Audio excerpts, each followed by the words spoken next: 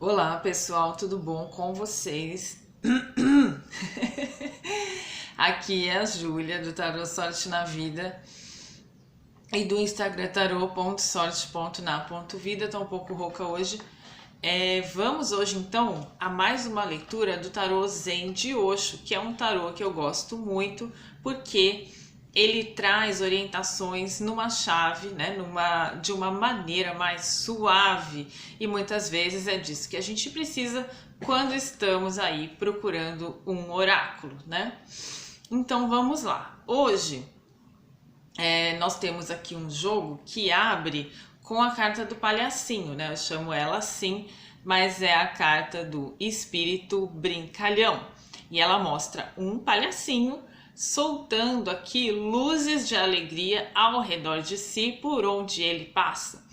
Então, se nós estamos tirando essa carta aqui do momento presente, hoje é um dia em que vocês podem estar ou precisando, ou podem estar já canalizando uma energia mais macia, mais suave, mais divertida, né? Por mais que a vida aí esteja difícil, pode ser que a sua alma esteja aí querendo fazer mais brincadeira, rir das dificuldades, ter mais bom humor e resgatar essa energia de alegria que você tinha muito na infância e que ela acompanha a gente, né? Então, o seu espírito aí tá com essa energia mais brincalhona, mais suave, de se levar menos a sério, de levar as coisas menos a sério e de trazer alegria para onde você for.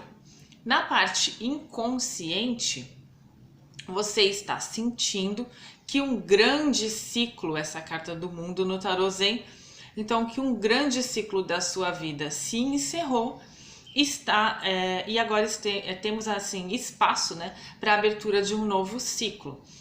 Essa carta ela é representada pela montagem de um quebra-cabeça e pelo momento em que a pessoa está aqui colocando a última peça nesse retrato, né, nessa figura de um Buda sorrindo placidamente. Então, seja aí, né, ou um curso que você fez, ou um trabalho, ou uma série de comportamentos, né, alguma coisa na sua vida aí está se encerrando e abrindo ali espaço para o novo. E aí, conscientemente, você está canalizando a energia do renascimento, que é uma carta, uma das mais bonitas, assim, né, desse tarô, na minha opinião. E é interessante, né, porque ela é a carta do 10 de espadas, em que é uma carta, assim, que nos outros tarôs ela mostra, assim, uma pessoa com deixa eu ver se eu acho aqui pra vocês, com as espadas fincadas nela, né, por exemplo, aqui no tarô da bruxa moderna, olha o 10 de espadas, né. Então, por que isso, né? Porque a conclusão, o momento muito intenso de atividade mental, às vezes é um momento de esgotamento, né? Em que a gente já pensou em todas as possibilidades de resolver uma questão, ou que foi uma situação que já exigiu muito da nossa energia mental e a gente está ali no eu não aguento mais. E quando a gente chega na exaustão mental, a gente acaba pulando pra cá, né? Porque ou a gente tem um treco, ou a gente fala, não, agora é rir, vamos rir, porque também já deu o que tinha que dar.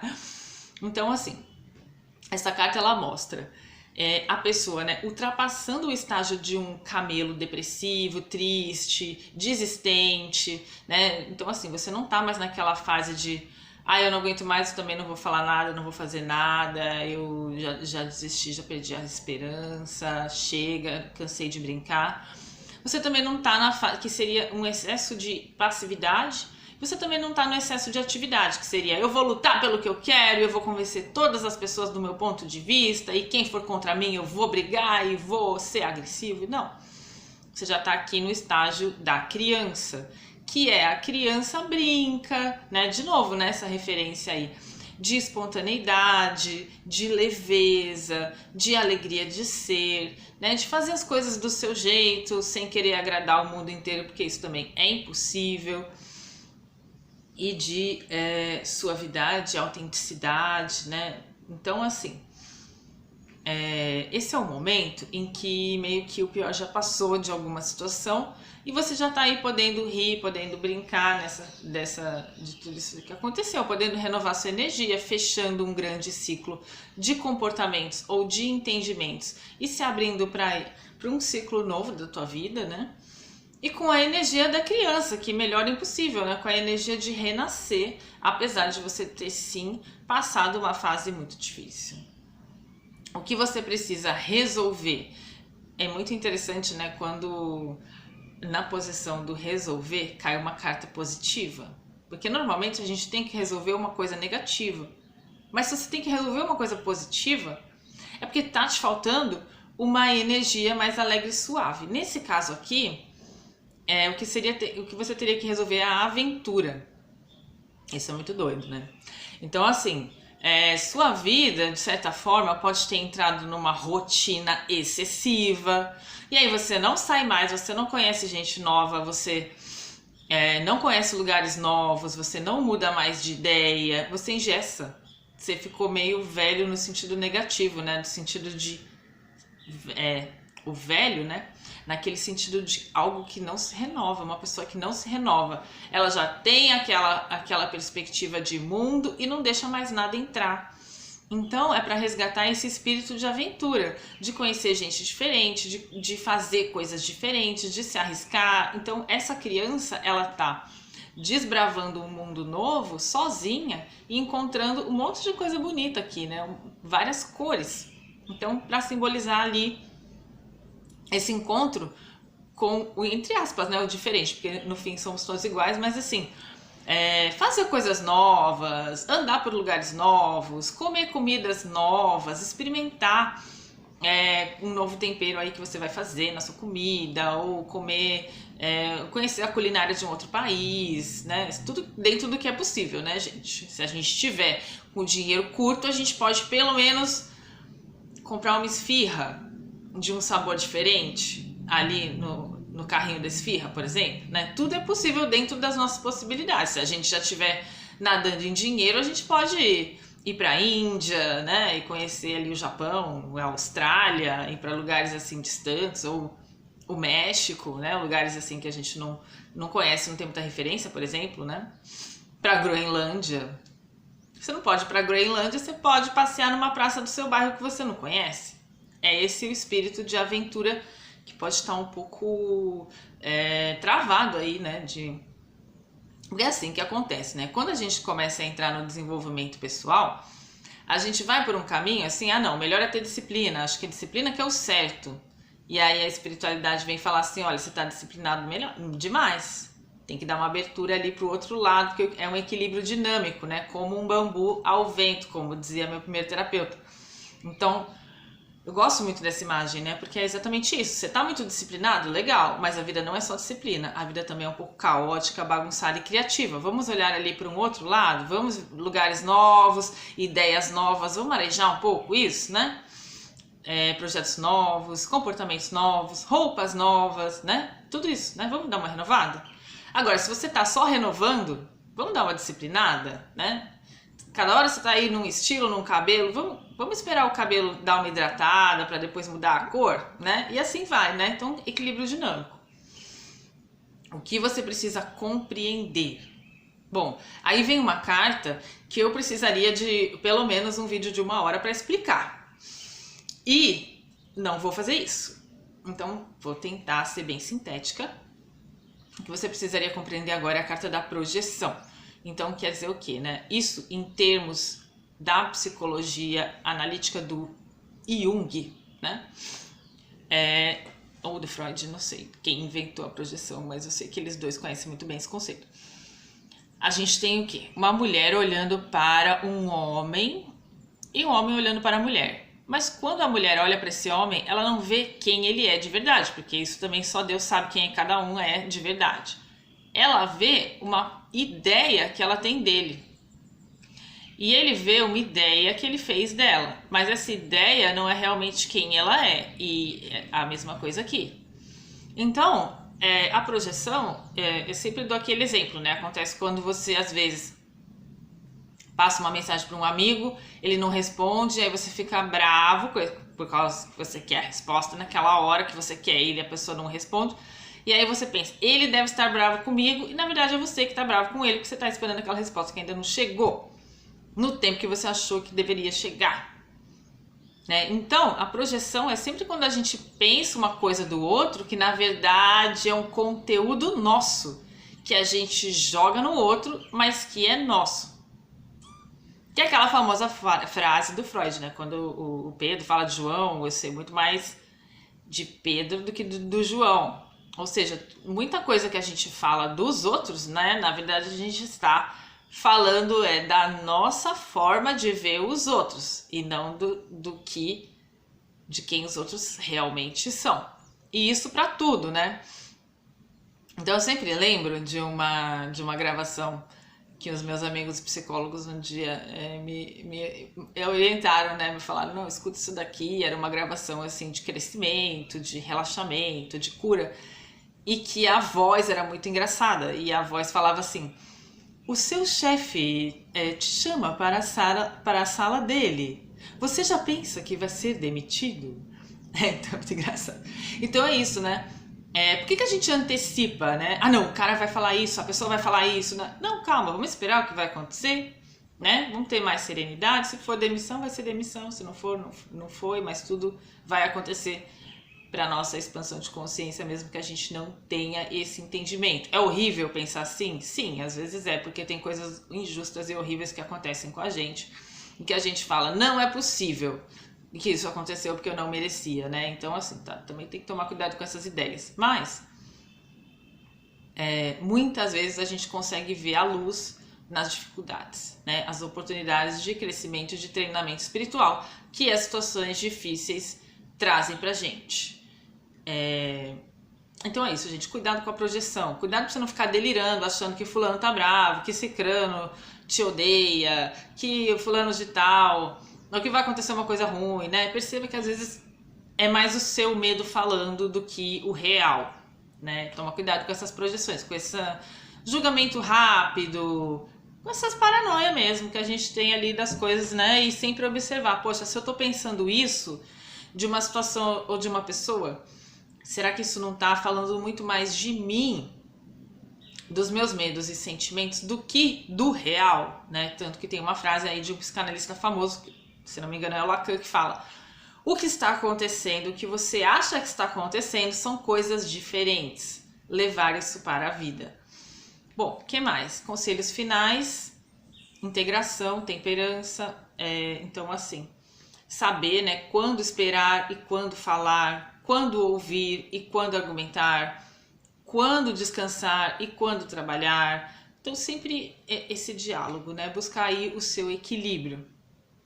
Trabalhar bastante, mas também ter momentos de lazer e etc, né? Rezar e meditar bastante, mas também fazer caridade e trabalhar no mundo e tudo isso. Conselhos finais, penúltimo, deu aqui a torre.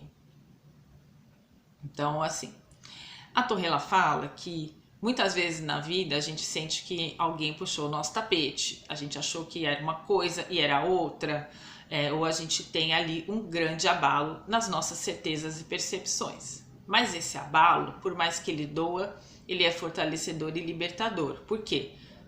Quando às vezes as nossas ideias estão muito fechadas, né? A vida, ela vai trazer uma oportunidade de arejar essa construção, que é uma torre, né? Então, essas certezas tão fixas que a gente tem em relação a algo, elas vão quebrar. E aí, nessa quebra, vai entrar luz nessa torre, né? Nessas ruínas, a gente vai ver aquelas ideias lá espalhadas. Poxa, tudo mudou de lugar. Então, assim, por exemplo, né? Um exemplo bonitinho e sutil disso. Uma vez eu estava morando com um grande amigo meu, que era psicólogo, né? E aí, eu estava assim, com aquela vontade de ser uma pessoa com quem você mora e que faz tudo certo e tal. Doce ilusão. E aí eu tava muito frenética de arrumar a casa, né? Então, se alguém colocasse uma blusa fora do lugar, eu já ia lá e queria tirar, ou então se fosse eu que colocasse a blusa, já... não, peraí, a blusa tá aqui, já guardava e arrumava as cadeiras. E esse amigo falou assim, amiga, calma, né? Não precisa ser assim, você pode relaxar, porque, né, a gente pode ser um pouco mais criativo, um pouco mais solto aqui dentro de casa, né? A gente tá dentro de casa, né? Não é do trabalho. Né, por exemplo. E aí ele colocou uma reportagem na porta da geladeira sobre isso, né? Sobre o poder do caos e da criatividade, tudo isso, né? Então é isso, já um pouco as nossas ideias, né? Sobre as coisas, não ficar tão fixo e tão duro, né? Então, porque se a gente ficar, a vida vai orientar a gente, ó. Você tá muito por esse lado, venha mais por esse, né? E aí, no final, o último conselho é um parabéns, né? Falando que a atividade mental de vocês pode estar um pouco mais tranquila, mais calma, mais meditativa, né? Mais cheia de fé e esperança. Aqui é um estado de meditação em que a gente fica transparente e em conexão profunda com a nossa versão maior, com Deus, com nossos guias e mentores e anjos da guarda. Então aqui o conselho é: procura ter alguns momentos meditativos, nem que seja assim, cara, se você consegue parar de pensar freneticamente quando você tá correndo, vai correr. Quando você tá brincando de argila, vai brincar de argila, vai fazer massinha, vai pintar, vai costurar, vai jogar futebol, vai no crossfit, faz uma esteira lá, dá uma suada, dá uma relaxada, ou vai fazer uma faxina na casa, né? Então, assim, o que você puder fazer. Ou então é oração profunda, vai rezar um terço, né? O que acontece? Quando a gente busca na nossa vida atividades repetitivas, o cabeção que fica fritando, ele dá um tempinho. Então, assim, né? A gente tem muito um costume de pensar freneticamente, né? Ficar... Então, quando a gente faz uma coisa repetitiva, a gente fala assim, cabeção, fica aí concentrado em rezar a Ave Maria, fica aí correndo, fica aí. E aí, essa parte do cérebro que envolve muito a gente numa racionalização, numa poluição mental, ela vai se concentrar em executar uma tarefa, né? Deixa essa parte aí, ó, ocupada, né? Fica aí ocupada, né? Repetindo aí uma oração. E aí nisso que essa parte externa do cérebro está ocupada, a parte interna vai podendo ajudar a gente. Então a gente vai rezando aquela oração repetidamente, abaixando o nosso fluxo de pensamentos, de preocupações e ansiedades, e a gente vai ouvindo as orientações espirituais e as nossas intuições. Por isso, né, não é à toa que as religiões usam várias formas de abaixar esse fluxo de pensamento, girando em torno de si, fazendo orações repetidas vezes. Mas o interessante, né, e o mágico é que a gente pode entrar nesses estados meditativos com atividades manuais, com atividades físicas, quando a gente tem a disposição de relaxar, né, o lado mental, para honrar e ouvir as nossas orientações espirituais, né? Deus falando com a gente. E aí vocês podem ver qual que é a atividade que deixa vocês meditativos. É lavando louça? É esfregando um chão? Que é fazendo um movimento repetitivo ali? Né? O que é que faz você entrar em meditação, em estado meditativo? É caminhar? É fazer um alongamento, fazer uma yoga? Né? É sentar na igreja? E rezar, e chorar, e descansar, para você poder ouvir essas intuições e essas orientações espirituais, o que quer que seja, isso é muito bacana de você fazer nesse momento, porque justamente é um momento que você não tá no cabeção, você tá aí, ó, querendo brincar, querendo ser mais espontâneo, fechando um grande ciclo da sua vida, precisando se aventurar mais. Olha que legal, né? Então agora é a hora de você parar de ficar projetando os medos, né, fora de você, se equilibrar um pouco, entender que as suas ideias foram meio mexidas mesmo, que você sofreu um abalo, mas que foi para você poder ter um outro nível de consciência e abraçar todo esse processo na calmaria da oração, da meditação, das atividades que te deixam, né, mais tranquilo, mais meditativo e intuitivo. Tá bom, gente? Espero que vocês tenham gostado desse vídeo, que tenha feito sentido para vocês. Um ótimo dia e até a próxima!